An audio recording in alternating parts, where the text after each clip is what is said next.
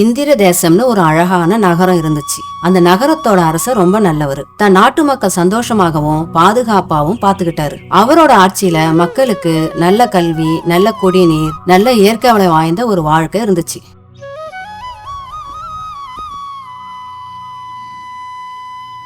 மந்திரியாரே, நம் நாட்டு மக்கள் எல்லோரும் எப்படி இருக்கிறார்கள்? உங்கள் பொற்கால ஆட்சியில் அனைவரும் மகிழ்ச்சியாக உள்ளார்கள் அரசே. சரி மந்திரியாரே, என் மகனின் கல்வி படிப்பு எவ்வாறு இருக்கிறது? அரசே, நம் இளவரசர் சற்று மந்தமாக தான் இருக்கிறார் அரசே. அது மட்டும் இல்லை. என்ன மந்திரியாரே தயங்குகிறீர்? எதுவாக இருந்தாலும் தயங்காமல் கூறுங்கள்.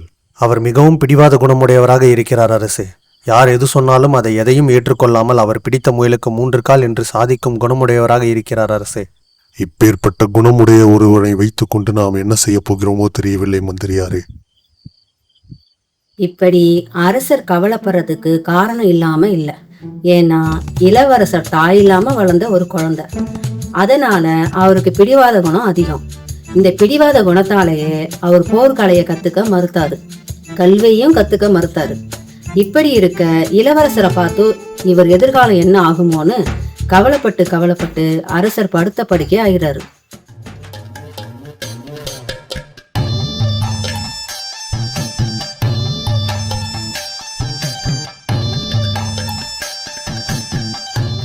வணக்கம் இளவரசே. வணக்கம் வணக்கம் மந்திரியாரே. ஆனால் இளவரசே, உச்சி வெயிலில் இங்கு நின்று கொண்டு என்ன செய்கிறீர்? மந்திரியாரே, நான் காலையிலிருந்து சூரியனை நகர்ந்து போக விடாமல் இங்கேயே பிடித்து வைத்து இருக்கிறேன். இளவரசே, என்ன சொல்கிறீர்கள்? ஆம் மந்திரியாரே, தினமும் இரவில் இந்த சூரியன் நம் நாட்டிற்கு ஒளி தராமல் எங்கோ சென்று விடுகிறது. அது எங்கு செல்கிறது என்று கண்டுபிடித்து நம் நாட்டு மக்களுக்கு எப்போதும் ஒளி இருப்பதை போல் நான் செய்ய போகிறேன். அப்படி மட்டும் செய்துவிட்டால் நம் நாட்டில் கொலை கொள்ளை எதுவும் நடக்காது இருக்கும் அல்லவா? இப்படிப்பட்ட முட்டா நாளைக்கு அரசரானா இந்த நாடு தாங்காது. ஆனா அரசர் ஏன் இளவரசோட வந்து நம்மளை பார்க்க சொன்னாருன்னு தெரியலையே. இளவரசே, அரசர் உங்களையும் என்னையும் வந்து நேரில் சந்திக்க சொன்னார்கள். என்ன மந்திரியாரே நீங்கள், கொஞ்சம் கூட பொறுப்பு இல்லாமல். நான் எவ்வளவு முக்கியமான வேலையில் இருக்கிறேன். வேண்டுமென்றால் அவரை இங்கு வந்து பார்க்க சொல்லுங்கள். நான் விட்டால் அந்த சூரியன் ஓடி விடுவான். அது சரி. ஆனால் இளவரசே, அவர் உடல்நலம் குன்றிருக்கிறார். அவரால் எப்படி இங்கு வர முடியும்? ஆக நிச்சயம் நாம் தான் அங்கு செல்ல வேண்டும். என்ன மந்திரியாரே நீங்கள்? சரி இருங்கள். யார் அங்கே? இங்க வா. அதோ தெரியுது பார் சூரியன். அது எங்கேயும் போகாமல் பார்த்துக்கொள். நான் அரசரை சந்தித்து விட்டு வரும் வரை அது ஒரு அடி நகர்ந்திருக்க கூடாது. இளவரசே. கண்ணை எடுக்காதே. வாருங்கள் மந்திரியாரே, நாம் போவோம். இப்படி ஒரு முட்டாள் இளவரசன் இந்த உலகத்துல எங்கேயும் இருக்க மாட்டான் அப்படின்னு மனசுல நினைச்சுக்கிட்டே அவர் கூட அரசரை பார்க்க போய்கிட்டு இருந்தாரு மந்திரி.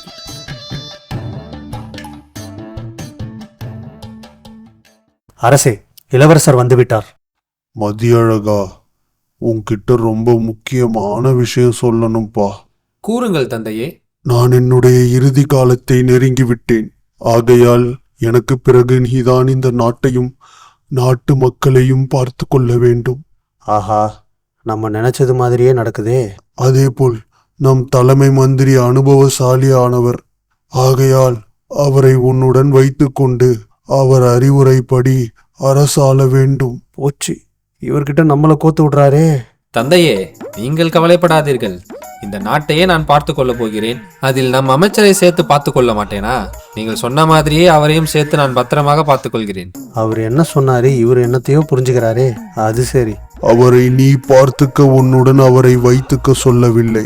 உன்னை பார்த்துக்க தான் அவரை நான் உன்னுடன் வைத்துக் கொள்ள சொன்னேன். என்ன தந்தையே நீங்கள்? என்னை பார்த்து கொள்ள ஆள் எதற்கு? நான் என்ன சிறு குழந்தையா? அதெல்லாம் ஒன்றும் தேவையில்லை. இல்லை, நான் சொல்வதை கேள். உனக்கு இந்த மாதிரி விளக்கம் கொடுத்தே அவர் உசுறு பொசுக்குன்னு போயிடும் போலயே. இல்ல இல்ல, இதை நாம தான் தடுத்து நிறுத்தணும். போதும் போதும் அரசே, நீங்கள் சற்று ஓய்வு எடுத்துக் கொள்ளுங்கள். இதை பற்றி நாம் நாளை ஆலோசிப்போம்.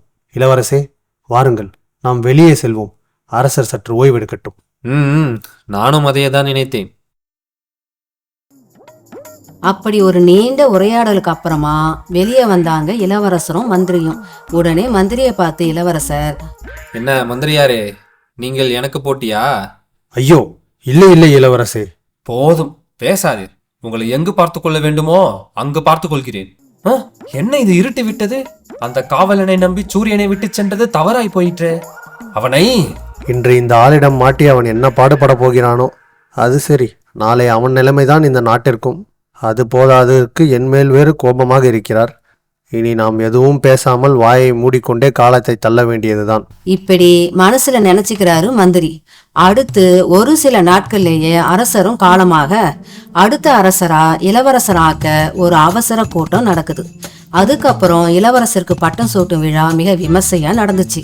அவரு பதவி ஏத்துக்கிட்ட சில வாரங்கள்லேயே நகரத்துல நிறைய கொள்ள சம்பவங்கள் அரங்கேறுது. அதை பத்தின தகவலை 3 மந்திரிகள்ல ஒருத்தர் அரசர்கிட்ட சொல்றாரு. அரசே, நம் நாட்டில் கடந்த சில வாரங்களாக கொள்ளை சம்பவங்கள் அதிகரித்திருக்கிறது அரசே. இப்படியே போய்க் கொண்டிருந்தால் நாடு தாங்காது. அவர்களை சீக்கிரம் பிடித்து தண்டனை கொடுக்க வேண்டும் அரசே.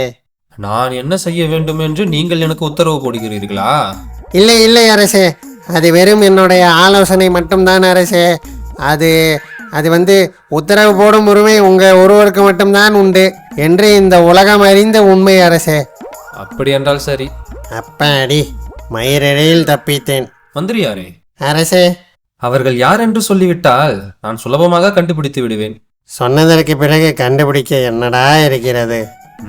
சீக்கிரம் அவர்கள் யார் என்று சொல்லுங்கள். அரசே, அதை தான் நாம் கண்டுபிடிக்கவே வேண்டும். ஓஹோ, அப்படியா? அப்படித்தான் அரசே. அவர்களை நாம் பிடித்து தண்டனை கொடுக்க வேண்டும், அதுவும் சீக்கிரம் கொடுக்க வேண்டும். சரி அமைச்சரே, இதற்கு நான் ஒரு தீர்வு கண்டுவிட்டேன். அது சரி, இந்த முறை என்ன செய்ய காத்திருக்கிறாரோ? உடனே நம் நாட்டில் இருக்கும் அனைவருக்கும் 100 சவுக்கடி கொடுங்கள். அதில் நிச்சயம் அந்த திருடர்களும் இருப்பார்கள் இல்லையா? ஆகையால் அவர்களுக்கும் தண்டனை கிடைத்துவிடும். எப்படி என் யோசனை? ஆனால் அரசே, இதில் தவறு செய்யாத அப்பாவிகளும் தண்டிக்கப்படுவார்களே. ஏன், இந்த நாட்டின் நலனுக்காக வெறும் 100 சவுக்கடி கூட அவர்கள் வாங்க மாட்டார்களா? நீர் ஆட்சி செய்யும் இந்த நாட்டில் அவர்கள் பிறந்த பாவத்திற்காகவே அவர்கள் எல்லாம் 100 சவுக்கடி வாங்கத்தான் வேண்டும். குறுக்கிய கருத்து சொல்ல போனால் நம்மீது வேறு கடித்து விடுவார்.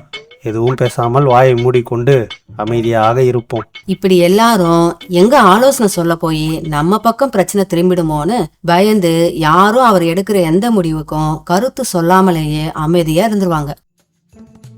அந்த 100 சவுக்கடியும் ஊர் மக்கள் எல்லாருக்கும் வழங்கப்படுது.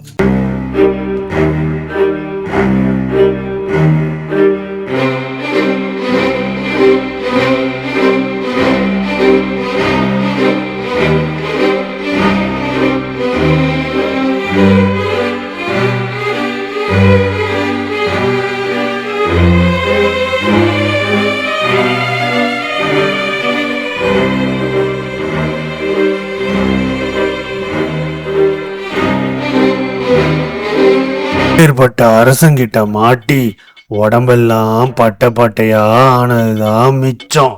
ஆமா, வரலுக்கு வாக்கப்பட்டா உலக்கடி வாங்கி தானே ஆகணும். நீயாவது பரவாயில்லை ஐயா, களவு போனதே என் வீட்டில் தான். ஆனால் என்னையும் சேர்த்து உதைத்தார்கள் ஐயா. கேட்டதற்கு நீர் மற்ற வீட்டில் திருடியிருக்க வாய்ப்பு உள்ளது என்று சொல்லி சொல்லி உதைத்தார்களே. இனிமே இதை காணா அதை காணான்னு தயவு செஞ்சு புகார் கொடுக்காதையா. உடம்பெல்லாம் புண்ணா போச்சு. ஐயோ, இனிமே உயிரே போனாலும் அந்த பக்கம் போக மாட்டேன். அது சரி, போட்ட அடி கொஞ்சமா நெஞ்சமா? 100 சவுக்கடியாச்சே. இப்படி ஊர் மக்கள் எல்லாரும் இளவரசரை கரிச்சு கொட்டிட்டு இருக்க அப்படியே நாட்களும் ஓடுது. அப்படி ஒரு நாள் காலையில அரசரும் 3 மந்திரிகளும் பேசிக்கிட்டு இருக்கும்போது, என்ன மந்திரியாரே, நம் நாட்டு மக்கள் என் ஆட்சியை பற்றி என்ன பேசிக் கொள்கிறார்கள்? இப்பொழுது ஏதேனும் திருட்டு புகார்கள் வருகிறதா? எப்படி வரும்? இதுக்கு முன் கொடுத்த தண்டனை அப்படி ஆயிற்று. பாதிக்கப்பட்டவனிலிருந்து பாமரன் வரை எவனும் இந்த பக்கம் எட்டி கூட பார்க்க மாட்டான். என்ன மந்திரியாரே, பதில் சொல்லுங்கள். இல்லை அரசு, எந்த புகாரும் வரவில்லை. உங்கள் ஆட்சியை பொற்கால ஆட்சி என்று புகழ்கிறார்கள் அரசு. அது மட்டும் இல்லை அரசே, உங்கள் மேல் அளவு கடந்த மரியாதை வைத்திருக்கிறார்கள். உங்கள் பேரை சொன்னாலே மரியாதை குவிகிறது அரசே. அதை நீங்கள் பார்த்தால்தான் உங்களால் அதை புரிந்து கொள்ளவே முடியும். நான் என்ன சொல்லி என்ன? அப்பேற்பட்ட மரியாதை அரசே. அப்படி என்றால் சரி, அதை நான் பார்த்தே ஆக வேண்டும். நாளை நாம் நகர்வலம் செல்வோம், அதற்கு ஏற்பாடு செய்யுங்கள். ஆனால் அரசே, நாளை உங்களுக்கு அதிக அரச பணி இருக்கிறது. நீங்கள் நகர்வலம் சென்று விட்டால் அவை அனைத்தும் கெட்டுவிடும். ஆகையால் நாம் இன்னும் சில காலம் கழித்து செல்வோம். அனைத்து வேலையையும் நாளை மறுநாள் பார்த்துக் கொள்ளலாம். நாளை நாம் நகர்வலம் செல்கிறோம், இது என் உத்தரவு. என்னையா இது, இந்த ஆள் இப்படி சொல்லிட்டு போறாரு? வாயை விட்டீரே, அனுபவையும். சீக்கிரம் சென்று அவரை பாராட்ட காசு கொடுத்து ஆட்களை தயார் செய்து வையும். இப்படி நகர்வலம் போகும்போது அரசரை பாராட்ட அவருக்கு மரியாதை கொடுக்கணும்னு எல்லாருக்கும் காசு கொடுத்து ஆட்களை தயார் செஞ்சு வச்சிருந்தாங்க. அதை எல்லாத்தையும் பார்த்த அரசரோ ரொம்ப சந்தோஷமாயிறாரு.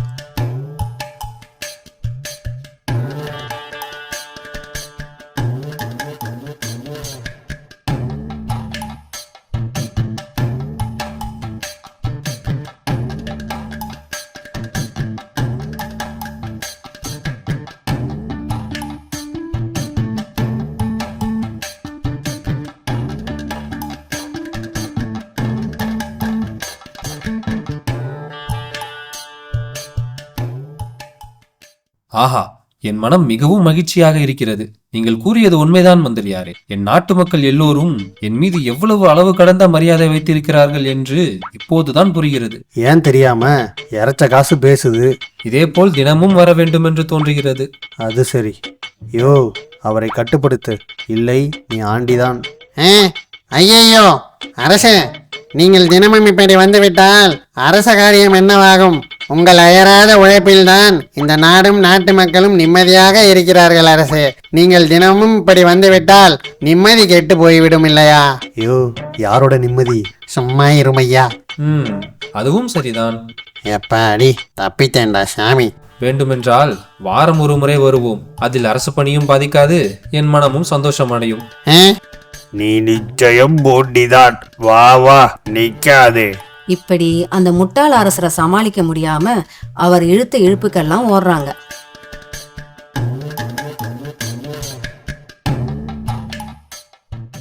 மந்திரியாரே, அரசே, என்ன இவைகள் எதுவும் எனக்கு மரியாதையே தரவில்லை? எவைகள் அரசே? என்ன மந்திரியாரே நீங்கள்? இதோ இந்த மரம், செடி, கொடி, அந்த வானம் எதுவும் எனக்கு மரியாதை தரவே இல்லையே. அது அது வந்து அரசே. என்ன வந்து போய் என்று இழுத்து கொண்டிருக்கிறீர்? பதில் சொல்லுங்கள். ஏன் இவை எதுவும் எனக்கு மரியாதை தரவில்லை?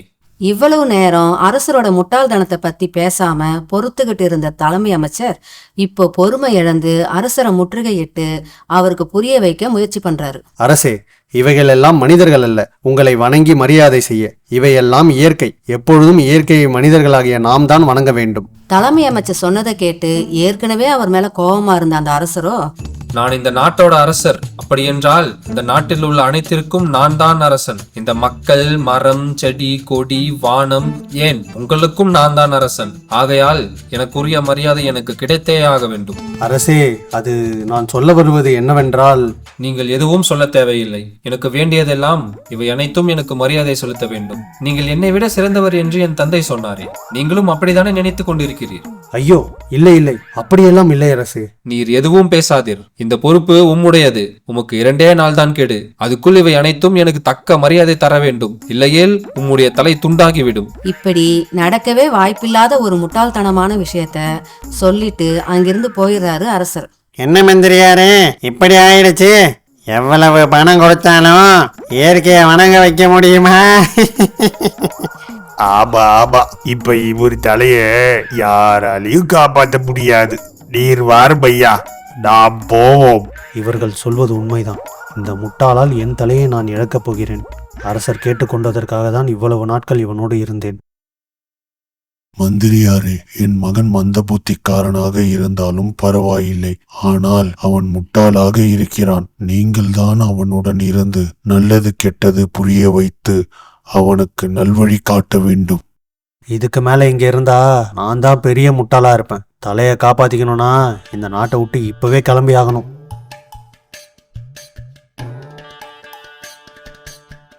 இப்படி நாட்டை விட்டே போக முடிவு செஞ்சு அவசர அவசரமா வீட்டுக்கு போய் தான் மனைவி கிட்ட நடந்ததை சொல்லி, சீக்கிரம் கையில் கிடைத்ததை எடுத்துக்கொண்டு இப்பொழுதே இங்கிருந்து நாம் கிளம்ப வேண்டும். கிளம்பு கிளம்பு.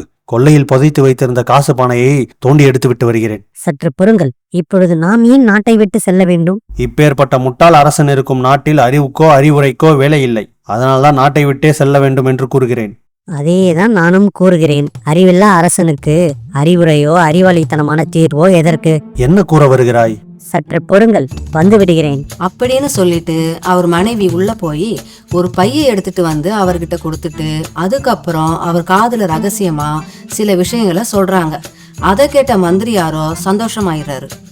இப்பொழுது சந்தோஷமா? 2 நாட்கள் ஓய்வு கிடைத்தது என்று நினைத்து கொண்டு ஓய்வெடுங்கள். அதுவும் சரிதான். இப்படி அவர் மனைவி சொன்னது போலவே 2 நாளுக்கு அப்புறம் அந்த பையை எடுத்துட்டு அரண்மனைக்கு போறாரு. என்ன தலைமை மந்திரியாரே, இந்நேரம் நீர் இந்த நாட்டை விட்டு ஓடியிருப்பீர் என்று நினைத்து கொண்டிருந்தேன். ஆனாலும் உமக்கு தைரியம் அதிகம்தான். ஆமாம், அது என்ன, கையில் ஏதோ பை வைத்திருக்கிறீர்? சும்மா இருங்கள், அரசர் வருகிறார். என்ன மந்திரியாரே, இன்றோடு உங்கள் கெடு முடிந்து விட்டது. நான் சொன்னதை செய்து விட்டீர்களா? ஆம் அரசே, அவைகள் அனைத்தையும் உங்கள் காலிலே நான் விழ வைக்கிறேன். அப்படியென்றால் வாருங்கள், இப்பொழுதே நாம் அரண்மனை தோட்டத்திற்கு செல்வோம். அங்க இருந்து உடனே அரண்மனை தோட்டத்துக்கு போறாங்க. அரசே, ஒரு நிமிடம். உள்ளே செல்வதற்கு முன் இதை உங்கள் காலில் அணிந்து கொள்ளுங்கள். அப்படின்னு ஒரு ஜோடி செருப்பை எடுத்து கொடுத்தாரு தலைமை அமைச்சர். அதுல 2 கண்ணாடி இருந்துச்சு.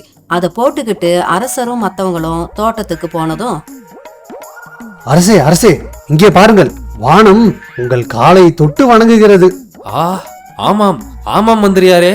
வாருங்கள் அரசே, அங்கே செல்வோம்.